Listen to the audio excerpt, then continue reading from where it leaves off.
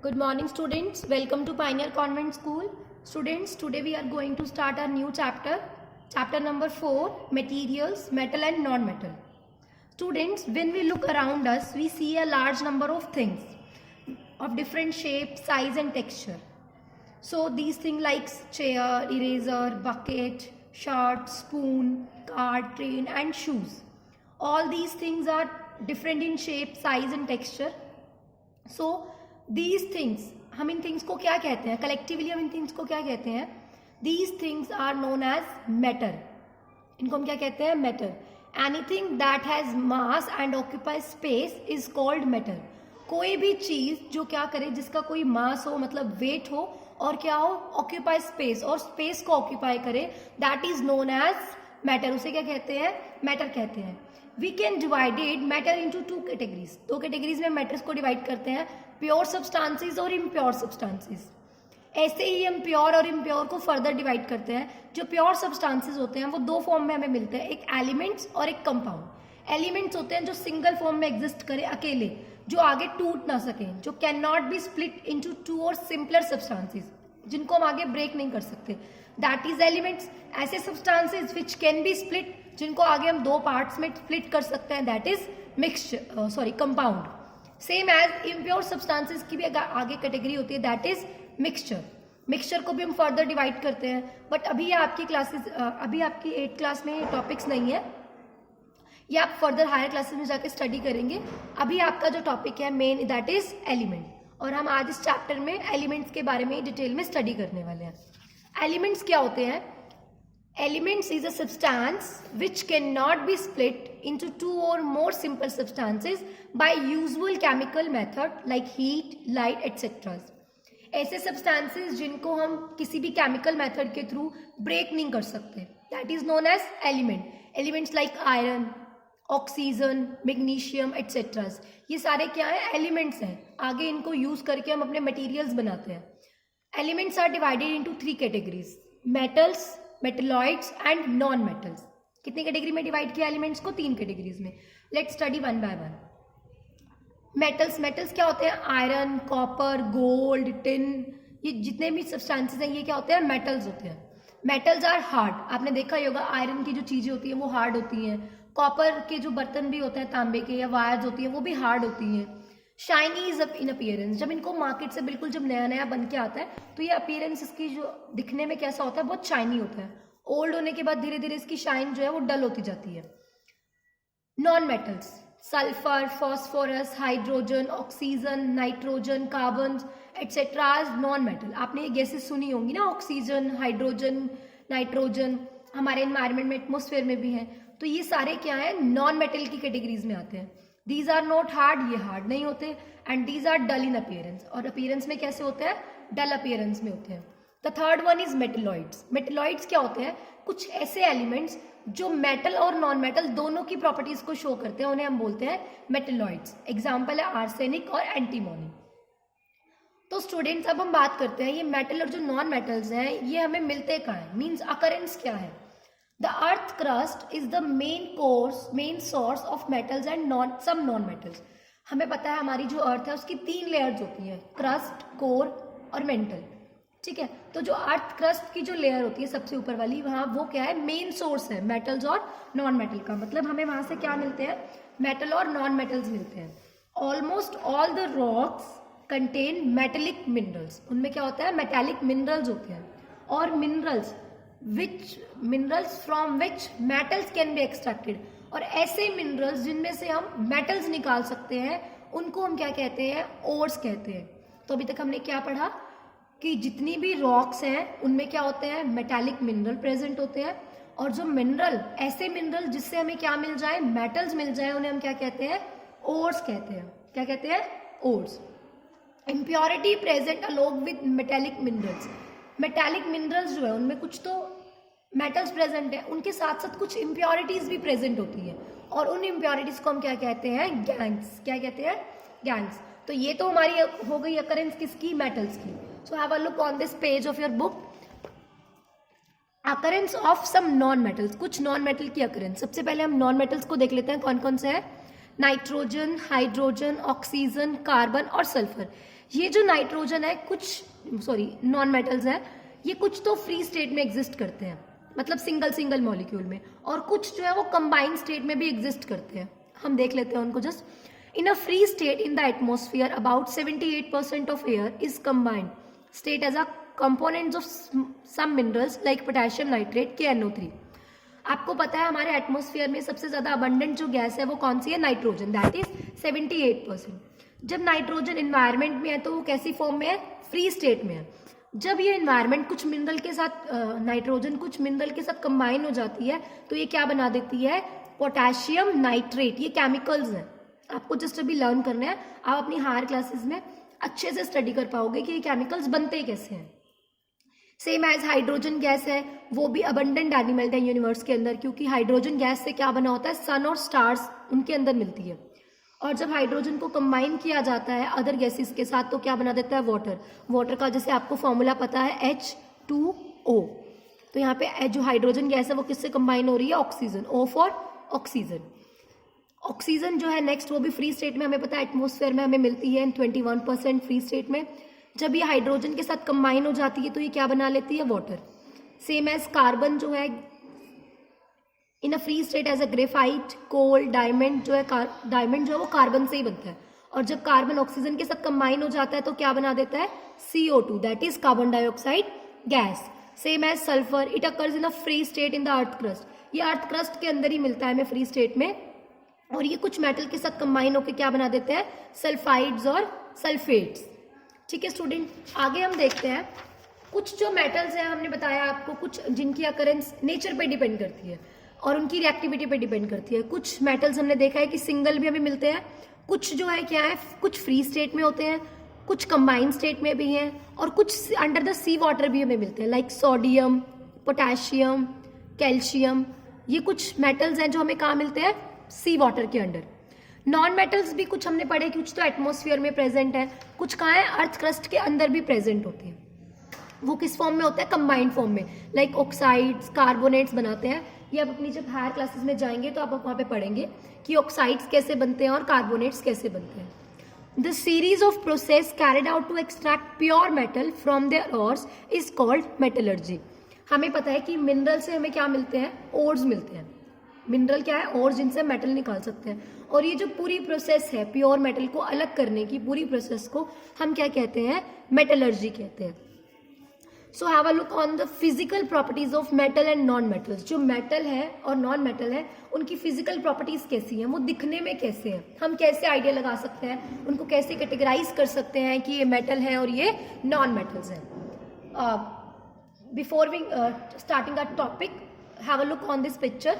These are some non-metals like diamond, carbon और ये phosphorus, sulphur, ये सब क्या है? नॉन मेटल्स है। Same as these are some metals like brass, aluminium, cast iron, copper, steel, bronze, ये सब मेटल्स हैं। मेटल के हमारे घरों में बहुत सारे मटेरियल यूज होते हैं। ठीक है, हमारे जो डोर्स हैं वो बनते हैं, हमारा जो मेन गेट होता है, चेयर भी बनती है मेटल्स की, हमारे बर्तन भी लोहे के भी कोई यूज़ करते हैं, कुछ लोग कॉपर के यूज़ करते हैं, स्टील के। तो मेटल हमारे लिए बहुत यूजफुल है। अब हम बात कर रहे थे properties of metals, metal and non metal की। Let's start with the properties of metals. Metal are usually solid. Metals क्या होते हैं? सॉलिड होते हैं। आपको भी पता है आयरन जो है वो बहुत हार्ड होता है, सॉलिड है एक तरीके से। ठीक है, बट कुछ मेटल्स ऐसे होते हैं, हर जगह देखो एक्सेप्शन होता है, तो सेम एज मेटल्स की कैटेगरी में भी एक्सेप्शन है।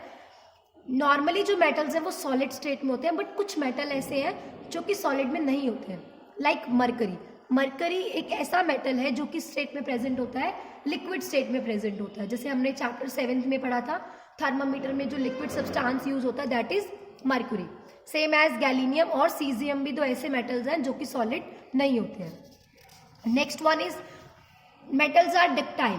डक्टाइल का मतलब क्या होता है बच्चे? ऐसे मेटल्स, मतलब मेटल क्या कर सकते हैं हम उनको थिन वायर में चेंज कर सकते हैं। आपने स्प्रिंग देखे होंगे, वो मेटल्स के बने होते हैं ना। मेटल्स को आप मतलब उसको हैमर से करके उसे बीट करके तो आप क्या कर सकते हो? उसे वायर्स में चेंज कर सकते हो, पतली पतली थिन वायर्स में, और उसे हम क्या कहते हैं? Ductile. And the property is used for soldering wire and chains, electric wire et cetera. आप इस प्रॉपर्टी को कहाँ यूज कर सकते हो? चेन्स बनाने में। इलेक्ट्रिक वायर जो बनती है हमारी उसी से ही बनती है। अगर मेटल डक्टाइल ना होते, अगर मेटल के अंदर ये प्रॉपर्टी ना होती कि वो वायर में चेंज हो जाए, तो मेटल्स की वायर ना बनती, जैसे कॉपर की वायर बनती है। After that the third property is metals are malleable. Malleable का मतलब होता है उनको थिन शीट में चेंज करना। जैसे डक्टाइल का मीन्स था क्या, वायर में चेंज करना, वैसे ही मेलिएबिलिटी का मतलब है थिन शीट्स में चेंज करना। The property of substance that describe its ability be bent और hammered into a thin sheet without breaking, बिना टूटे हुए। मेटल्स को अगर आप हैमर से बीट करोगे तो क्या हो जाएगा, वो थिन शीट में चेंज हो जाएगा। For example foil paper, aluminium जो फॉइल है हमारे खाने के लिए जो पैकिंग में यूज करते हैं फूड रैपिंग के लिए, वो मेटल है और उसकी थिन एक शीट सी बनी होती है, पतली सी। वो किस वजह से बनी है, क्योंकि मेटल्स आर मेलिएबल और एल्यूमिनियम इज अ मेटल होता है। Other substances like glass are not malleable. जो ग्लास है वो क्या है, कांच, वो मेलिएबल नहीं है, क्योंकि ग्लास पे अगर हमने हैमर लगाया तो क्या हो जाएगा, वो ब्रेक हो जाएगा। और जो कॉपर है, कॉपर की भी थिन शीट्स बनती हैं, वो क्या है, वो भी मेलिएबल है। तो हमने 3 प्रॉपर्टीज अभी की है, कौन कौन सी, metal are solid, metals are ductile and metals are malleable. And the next one is metals have metallic lustre. Lustre का मीन्स होता है शाइनी अपीयरेंस, जो चमकदार हो। As we know gold, gold कितना शाइनी होता है, गोल्ड की ज्वेलरी बहुत शाइनी होती है ना। एल्यूमिनियम, एल्यूमिनियम फॉइल भी बहुत शाइनी है। कॉपर, ये सब चीजें क्या होती है, shiny. Metals have the quality of reflecting light from its surface. अब बात आती है, जो मेटल है वो चमकता क्यों है, बिकॉज मेटल के अंदर एक क्वालिटी है कि वो कर सकता है, लाइट को रिफ्लेक्ट कर सकता है। और एज वी नो, जो चीज लाइट को रिफ्लेक्ट कर सकती है वो कैसी अपीयरेंस देती है, शाइनी अपीयरेंस देती है हमें। And the next property is metals are good conductor of heat. Metals क्या होते हैं, गुड कंडक्टर ऑफ हीट होते हैं, such as copper, gold and aluminium. हमारे घरों में जो बर्तन होते हैं कॉपर के होते हैं, स्टील के भी होते हैं, गोल्ड के तो नहीं होते क्योंकि वो बहुत ज्यादा एक्सपेंसिव हो जाएगा। एल्यूमिनियम के बर्तन भी होते हैं। तो जब हम उनमें खाना बनाते हैं तो वो क्या क्रॉस कर देते हैं, हीट को क्रॉस करते हैं। गुड कंडक्टर का मतलब होता है कि जो अपने अंदर से उस चीज को पास होने दे। अगर मैं कंडक्टर ऑफ हीट की बात कर रही हूँ, इट मीन्स कि अपने अंदर से हीट को क्रॉस होने देंगे। तो हम जब बर्तन में खाना बनाते हैं, हमारी मम्मा जब कुक करती है स्टील के किसी भी पैन में, तो क्या होता है, फ्लेम की जो हीट है डायरेक्ट हमारे खाने में जाती रहती है। कैसे, पास करके, उस हमारे स्टील के बर्तन को क्रॉस करके ऊपर की तरफ जाती है। सो इससे पता चलता है metals are good conductor. Same as wood is not a good conductor of heat. क्यों नहीं है, क्योंकि हमें पता है जब हमारे हैंडल्स वगैरह जो पैन्स के होते हैं वो वुडन के होते हैं, उस पर वो गर्म ही नहीं होते हैं। बिकॉज क्यों, क्योंकि वुड क्या है, बैड कंडक्टर है, वो अपने अंदर से हीट को क्रॉस नहीं होने देंगे। Next one is metals are good conductor of electricity. Conductor का मीन्स मैं बता चुकी हूँ आपको अभी। जैसे गुड कंडक्टर ऑफ हीट का मतलब था अपने अंदर से हीट क्रॉस होने देना, गुड कंडक्टर ऑफ इलेक्ट्रिसिटी का मीन्स है कि अपने अंदर से इलेक्ट्रिसिटी को पास करना। तो मेटल्स जो है वो क्या है, good conductor of electricity. Like copper, silver and gold are good electrical conductor. क्योंकि कॉपर, सिल्वर और गोल्ड का यूज हम किस लिए कर सकते हैं, वायर बनाने के लिए यूज करते हैं। जो कि हमारे घरों में जो हमारा इलेक्ट्रिक सेटअप होता है पूरा, उसमें जो वायर यूज होती है that is made up of copper. Silver बहुत अच्छा कंडक्टर है बट उसे हम यूज नहीं कर सकते हैं बिकॉज वो बहुत एक्सपेंसिव हो जाता है। ठीक है, हमारे घरों में आपने नॉर्मली कभी सेटअप बनाया हो इलेक्ट्रिक वायर से, आप वायर को कभी पील ऑफ करके देख सकते हैं, उसमें से एक ब्राउन कलर का सब्सटेंस आपको दिखाई देता है, दैट इज कॉपर वायरिंग। ठीक है, and the next one is metals are generally hard. As we know, metals की जितनी भी चीजें वो हार्ड होती हैं।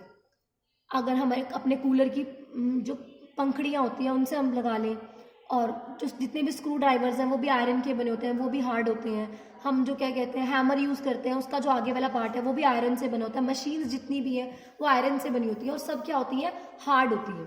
बट यहाँ पे भी कुछ एक्सेप्शंस हैं। मेटल्स जनरली तो हार्ड होते हैं बट कुछ मेटल्स ऐसे हैं जो सॉफ्ट होते हैं, लाइक लिथियम, सोडियम और पोटेशियम। ये बहुत ज्यादा सॉफ्ट होते हैं और ये इतने सॉफ्ट होते हैं कि आप इन्हें अगर नाइफ से कट करना चाहो तो नाइफ से भी बहुत इजीली कट कर सकते हो। Next one is the properties of they are sonorous. ये कैसे होता है, स्नोरस। स्नोरस का मीन्स क्या होता है, स्नोरसिटी का मीन्स होता है कि जो आवाज प्रोड्यूस करे, साउंड प्रोड्यूस करे। This means they produce a ringing sound when hit. जब हम मेटल्स को कुछ भी उस पर हिट करेंगे तो वो रिंगिंग साउंड प्रोड्यूस करेंगे। जैसे हम मंदिर में जाते हैं, हम घंटी बजाते हैं तो वो मेटल की होती है। ठीक है, हमारे स्कूल में जो बेल लगी होती है तो वो भी क्या है, वो लोहे की होती है और वो क्या प्रोड्यूस करती है, साउंड प्रोड्यूस करती है जैसे उस पर कोई चीज टकराती है। ठीक है, तो metal are sonorous. And the next one is some metals have high melting and boiling point. Metals का जो है मेल्टिंग और बॉइलिंग पॉइंट बहुत हाई होता है. मेटल्स हैव हाई वैल्यू, मतलब उनको क्या है, मेल्टिंग, उनको अगर मेल्ट करना है, हमें आयरन को अगर मेल्ट करना है तो बहुत ज़्यादा हाई टेम्परेचर पे ही हम आयरन को मेल्ट कर सकते हैं. Same as metals have high boiling point, अगर हम उसे बॉयल करना चाहते हैं तब भी मेटल्स क्या है, उनका बॉइलिंग पॉइंट हाई है, क्योंकि वो क्या है, सॉलिड होने की वजह से उनके जो पार्टिकल्स हैं वो बहुत ज़्यादा क्लोजली पैक्ड होते हैं, इसीलिए मेटल्स का मेल्टिंग और बॉइलिंग पॉइंट क्या होता है, हाई. तो स्टूडेंट्स हमने आज क्या कर लिया है, फिजिकल प्रॉपर्टीज ऑफ मेटल के बारे में पढ़ा है. हमने क्या पढ़ा है, मेटल कैसे होते हैं. Metals are solid at room temperature, ठीक है, एक प्रॉपर्टी पढ़ी. Metals are malleable and brittles, metals are ductile, ठीक है. Metal are lustre. Conductivity of heat, metals are good conductor of heat. Hardness, metals क्या होते हैं, जनरली हार्ड होते हैं. एंड डेंसिटी, मेटल्स की डेंसिटी भी बहुत ज़्यादा हाई होती है, मतलब वेट में बहुत ज़्यादा होते हैं. कंडक्टिविटी ऑफ इलेक्ट्रिसिटी, मेटल्स क्या है, हाई, मतलब कंडक्ट करते हैं इलेक्ट्रिसिटी को, गुड कंडक्टर है. सोनोरिटी, मेटल्स आर सोनोरस, हम पढ़ चुके हैं. And melting and boiling point, metals का जो बॉइलिंग और मेल्टिंग पॉइंट होता है वो हाई होता है. That's it for today students. Please watch the video carefully. Thank you and have a nice day.